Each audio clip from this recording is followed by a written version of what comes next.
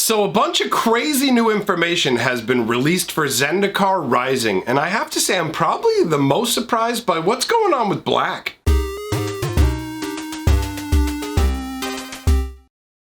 Greetings, owners of fine luxury cardboard rectangles. We are here today to talk about mini spoilers, teasers, snippets, a whole bunch of different stuff crammed together. Basically what's going on is Rosewater has put out a bunch of like hint statements and creature types we're going to see and all this stuff that's coming with Zendikar Rising, but it doesn't paint the picture 100%. So we don't have like full-on card spoilers to talk about. We just have interesting stuff that's going on in Zendikar Rising with some real surprises. Some of the stuff's, some of it's, whoa, wait, what? So we'll go through the list and I'll give my thoughts on the different things that we have here. So we're starting out with a white creature that can make an opponent lose the game simply by attacking them, no matter how much life they have. So one of those auto win if you meet certain conditions. The question is,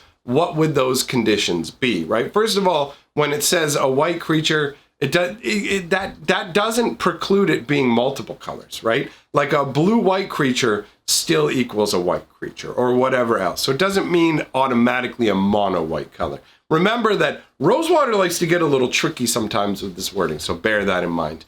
And the one that makes the opponent lose the game simply by attacking them could also be, you also have to have these conditions met, right? Like, it could be some gigantic creature that costs an insane amount to put out. It costs 30 mana. When you attack with them, you win. But it's more likely something like, whenever Happy Dude, because that's apparently the name of the card, whenever Happy Dude attacks, if you have 60 life, you win the game. Or if you have 60 life, the player you're attacking loses the game. I mean, because it does say it can make an opponent lose the game simply by attacking them. It doesn't necessarily mean that you're going to win. So yeah, maybe it's not quite that. It could totally, like, it's not like I sat down and figured out every possibility for these sort of things. Like, read through them, go, all right, let's all get hyped and talk about what's going down. But yeah, to me, I mean, that just feels like it's going to be a conditional sort of thing where it's like, if you have met conditions, then do this, and then your opponent loses, right? It could be a white-blue creature that literally mills your opponent. You know what I mean? Like, you could just go, oh, hey, look, this is a creature that when it attacks, mills cards off your opponent's library equal to your life total. So if you have 20 and you attack with it, then it mills 20 off their deck. That could cause them to lose just by you attacking with it, right? Like, that's how wide open that statement is. The next one we have is a multicolor creature that lets you repeatedly reanimate permanents out of your opponent's graveyard for no mana. So this is definitely feels like an attack style ability most of the time. To me, like, most likely, like, swing on your opponent if you hit them, animate something from the graveyard. It's interesting that it's permanents and not just creatures, although in all fairness, this could literally just be something that lets you bring cards back from your opponent's graveyard. It could be a creature with a tap ability that does that, which is actually a little more interesting than a creature that does it as a side effect of attacking. But those would be my two guesses, really. A tap activation or like it being tied to an attack. That's my guess. Apparently there are 3 creatures with 5 creature types. We'll actually get into a list of some of the creature types when we get down there. There's 1 or 2 that are pretty interesting. So 3 creatures with 5 creature types. I mean, that's novel. It doesn't really change how the game plays. So depending on the flavor of it, if it's really cool flavor, that's neat. Or if it makes really wonky cards, I like that. So we'll see what that turns into. Then we've got an artifact granting +2/+2 to a subset of creatures that first appeared in alpha. So there'll be an artifact that gives a boost of +2/+2 to basically, like, I guess, a tribe. And I was actually curious to see what all the creature types in alpha were, right? And like what the likelihood of them showing up in Zendikar could be. So you've got basically Angel, which feels like it's got a really high likelihood. I mean, making a big Angel booster, I don't think people are going to complain about that. People like Angels. Assassin seems less likely. Avatar, Basilisk, bear, human, clerics. What else did we got? Demon, djinns, dragon, dwarfs. You know, like some of these more common ones. Dragon, dwarf, elemental, elf. I feel like it's probably just going to be one of these common ones, right? You got gargoyle, giants, rocks. That'd be kind of funky, eh? You got rats, pegasi, ogres, knights, imps, hydras, nightmares, minotaurs, merfolk, serpents, shades, skeletons, specter, spider, tree folk, trolls, unicorns, vampires. There's another good one. That's another good choice for the set. Angels is a pretty good choice because it fits into what's going on with Zendikar.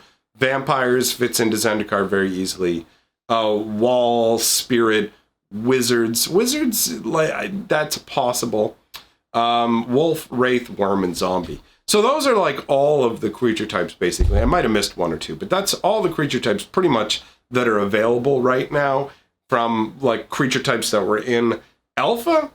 So to me, it might feel like it's just more enticing to say, we're doing a creature type from alpha rather than just saying a goblin tribal card or whatever else. But I feel like it's just going to most likely pick one of the common races that are heavily used because, I mean, that's how you get traction with cards a lot of the time. Sometimes they do diverge and make cards for other tribes, but I feel like if you're going to do a big 2/2 boost, probably going to do it on a tribe that is pre-existently big as opposed to like some side tribe. We'll see how it goes. We will see how it goes. It is interesting that it says to a subset of creatures. Are they not using the word tribes anymore? But tribal's a card type in the game. I don't know. Either way. Let's move on. X being used for a variable it's never been used for before.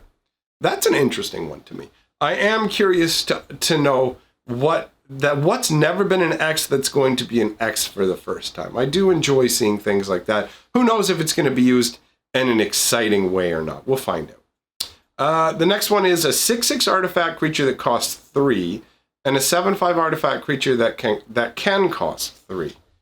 So, I mean, these are both artifacts that I imagine like have significant drawbacks. 3 mana for a 6/6 artifact creature is going to have some hefty cost come along with it. Why wouldn't it, right? And the 7/5 artifact creature that can cost 3 probably has like difficult hoops to jump through, or it's probably some like common for draft or whatever, where it's like if you've twiddled a goat, then you only have to pay 3 for this, and it's like, oh, I gotta get some goat twiddlers. You know, like that kind of a feel. I just feel like these are probably going to end up being unexciting cards. Hey, if I'm wrong, cool, but yeah, I mean, I remember like Mir Superion and other stuff like that, where it's like, they make things cheap and big, but the restrictions to cast them are so hard that for me, that one, I don't know. We'll see. After that, we got the return of 4 mana symbols that have each only ever been used on 2 cards before. Huh. All right. I guess like weird things like the / hybrid mana symbols and things like that, you know, where it's got like 2 and a colored symbol or whatever. I don't know, man. I don't know. Somebody, I think it was probably Nathan, brought up Reaper King's mana symbol, something like that, you know, for this kind of thing. I'm not as excited about like different mana symbols returning as I am for like X being used for a variable, stuff like that. The next item we have is very interesting, and that is lands that come with a choice you've never had before. And the reason this one is extra interesting is because there's a rumor floating around that has yet to be confirmed that Zendikar is going to have a very interesting type of land that is actually 2 different basic lands on like one on each side. So you'd have an island on this side, and then instead of having a normal magic back, you'd have like a plains on this side. And you play that land, and when you play it, you choose whether you're playing it as an island or a plains, and that's what it is. So that is potentially what's in Zendikar Rising, and that is a choice we've never had before, right? We've never had that option in the game before. So it's an interesting idea for lands. And this doesn't confirm that rumor, but it doesn't disprove it either, where you don't look at it and go, okay, well, it can't be those because of this. You know what I mean? If they were like lands that tap for 3 different colors of mana, then you'd be like, well, those flip lands can't be this. That's not possible. But that's not the case. Now, the next item on the list is actually the most interesting to me. And that is targeted enchantment removal in black. That's not normal. When it comes to like black and enchantments, black and red are supposed to be extremely weak against enchantments. So black getting a card that allows them to just straight up destroy an enchantment, that is extremely different. This is a big color pie shift. And I'm not against conceptually doing it. I certainly don't believe that you have to keep the color pie static. The color pie has shifted and changed over the years. Some changes I agree with, some I don't agree with. This one, if it is just a random divergence for the sake of diverging, because Magic has its own rules, but they're free to change them and do what they want with the game as well, right? And I'm totally cool with that. So depending on what the card is, it's interesting. It is very interesting to see, but you don't want to do too much of that, or you take, or like, each color has like weaknesses and different ways of dealing with things, and that's part of what helps define their color identity. And you need that. It makes the game better. All right, moving on. We got a red and white creature with a line of rule text that starts with whenever and ends with draw a card. Without knowing what goes in between those, it's all right. There's a red and white creature that'll let you draw cards when something happens. It's like, okay. Until I know what's in between those, that one doesn't excite me. After that, we got a card with 3 different activated abilities that all copy something. That's cool. A triple copier is a really cool idea. I mean, what's it going to copy? Is it copying activated abilities? Does it copy triggered abilities? Does it copy spells? Does it copy creatures? Does it copy artifacts? Does it copy enchantments? Like, what does it copy? 3 different abilities to copy things. Pretty interesting. And then we move on to snippets. And these are just like little phrases you can see in rules text of cards. So 3+, meh. Different converted mana cost X or less. That's an interesting one. That one's a little more interesting. Equal to 20 minus.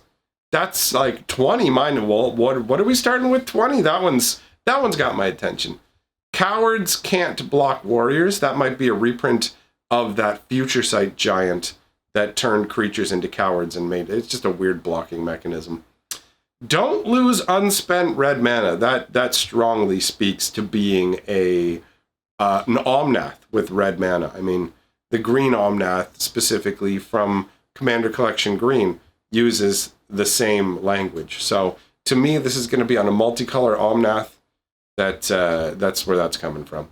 Twice the number of equipment. We've actually already seen that one on Nahiri. If it's the 3rd time, so this is something along the line of Approach of the Second Sun or Yadaro, where you keep track of multiple things. It could be like, it's the 3rd time, you win the game. If it's the 3rd time, sacrifice this card. There's any number of variations. And then they've got some creature types that we will see. So we've got Mouse, a Leviathan Crab, Shapeshifter Rogue, Demon Cleric. That is an interesting combination. Demon Cleric is interesting to me. Worm Horror, Hydra Horror, Cat Horror, Angel Wizard.